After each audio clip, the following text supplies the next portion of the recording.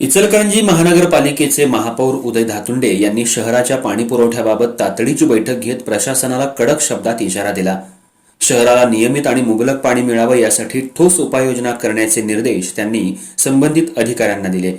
विशेषतः कृष्णा पाणी पाईपलाईन वारंवार लीकेज होऊन शहराचा पाणी पुरवठा खंडित होत असल्याबाबत त्यांनी तीव्र नाराजी व्यक्त केली।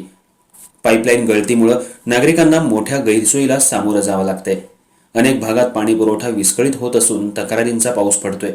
ही परिस्थिती तातडीने सुधारावी, अन्यथा जबाबदार अधिकाऱ्यांवर कारवाई करण्यात येईल असा स्पष्ट इशारा त्यांनी दिला।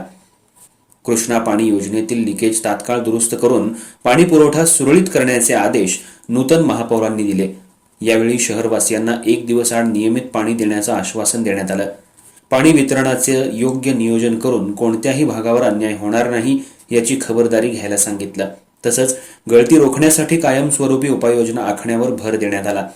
आवश्यक तिथं तांत्रिक तपासणी करून जुनी पाईपलाईन बदलण्याचाही प्रस्ताव चर्चेला गेला।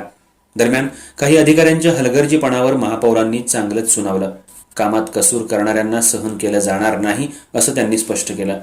दरम्यान महापौरांच्या या ठाम भूमिकेमुळे प्रशासनात खळबळ उडाली असून शहरातील पाणी प्रश्न मार्गी लागण्याबाबत नागरिकांच्या आशा पल्लवित झाल्या आहेत।